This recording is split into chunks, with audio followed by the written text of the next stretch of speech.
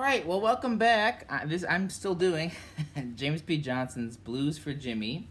If you've been following along a few weeks back, this is the 5th installment of that. I've been transcribing his piece and doing a little chunk of it at a time. My goal was to transcribe and learn and then do this kind of video of a chunk all in a single day. And it worked for a few days. About 4 days, and I started to get really burnt out. And you can see this section is pretty dense. I'm actually playing a lot. I'm way under tempo, actually, quite a bit. And it just kind of overwhelmed me. I'm like, especially when he gets up here, I'm just like, I have a really hard time hearing. So in the interest of promoting healthy goal setting and healthy music practices, it's important to set goals, but not be rigid about goals. You know, if I set a goal and I don't meet it, that's okay. That's not the meeting. It's not the point, right? Becoming rigid isn't the point of setting goals. So I'm going to still keep working at my own pace, and maybe I can get back up to doing this every day because I had a lot of fun, and it was kept me sharp, you know. Okay, so this section's really cool. In the right hand, James P. Johnson was a master. James P. Johnson was a master of thirds, which is so we're in the key of D flat. We modulated D flat here. D flat is 1, E flat 2, F is flat, F is 3.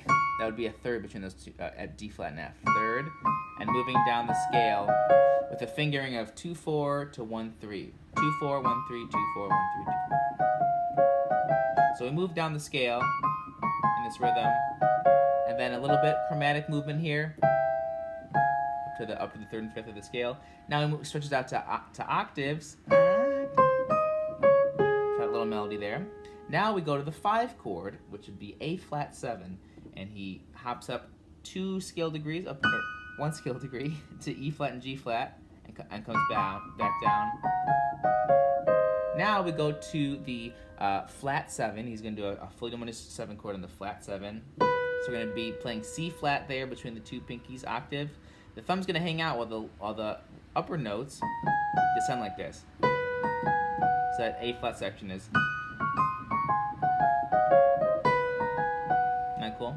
Okay, in the left hand, this is the really interesting part. This is the stride part. This is where I'm like, oh man, I really want to be able to do this. We just got a 1 chord to a 5 chord, but how he does it is important for understanding stride language and just general jazz language. So we have the 1 chord in D flat, which would be D flat, F, and A flat, which we're going to space out like that in the left hand. Now James B. Johnson could probably play this and U.B. Blake and all them could play with just their hand. My hand's a little bit smaller, so I roll that because I can't play that all together. Oop, my phone is going off. And then we come up to a D flat chord up here, octaves, back to B flat. Now this part's cool. We have the first inversion.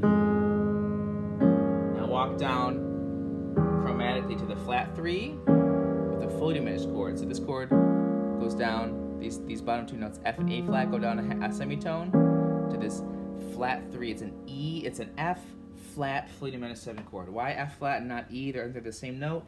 In the key of D flat, the 3rd scale degree is F. D flat, E flat, F. So if we're going to go to the flat 3 of that scale, it's not going to be E because that'd be the 2nd. That'd be a sharp 9 or a sharp 2. We're going to call this an F flat. So it's enharmonic, but it's important to know the difference there. Okay. And right here, this is such a cool way to land on the 5 chord. We have the E flat, which is the 5 of the 5 chord, and then G flat. So again, 10ths, right? Very cool. Up to, I call this the banjo part. So in its stride, I think of this as bass and banjo or guitar part. That's how I think of that upper rhythmic part there. Is the 5 chord, and then again octave down there on A flat. Now we're going to invert that chord into first inversion. So C in the bass. Again, we got 10th. C and E flat. And we're doing the same motion again, going down to the flat 7, which would now be called C flat, not B. So we got C flat and we got E double flat, so I can think of that. Or we can just call it a B diminished chord. Again, we have the same function moving down here. So again, this fully diminished 7 chord, we'll just call it F, A flat, C flat, and then E double flat or D natural. Diminished chords are funky. It's okay to call them different names. Okay, once you put those two together, that's tricky, right? Took me a little while there. We have this little line that goes up, and the important thing is the rhythm, but we're going to talk about the notes first. F in both hands, F to E flat chromatically, C to B flat chromatically, again F to E flat. Now a little melody here, G flat, F, E flat. So, right there, and then one more chromatic run from B flat to A flat. Now we're at the 5. We're at the 5, A flat, and key of D flat. But he adds in one note to harmonize that and add some tension. That G flat in the right hand thumb rubs against that octave movement. Hear that? Again, up here we have D flat against C. One more time, G flat against F. Now he's going to bring the thumb up to B flat for that nicer little line. So we got. And then one more time. Now this one's not this one's a whole step up. It's C, so B flat and then C in the right thumb. And now we are on our 5 chord. So the whole thing is this. Whoops. Right. What's really important is that rhythm. All right, cool. And then this was the part I really got stumped on. It's just kind of this descending. Chromatically descending diminished chords. What I got, and I could be wrong because it's really hard to hear up in this register for me, I really get confused, but I hear an A natural, E flat, A natural in the right hand, D flat, G flat. And that moves down chromatically, and then again, except this C is going to go to B flat, so down a whole step. And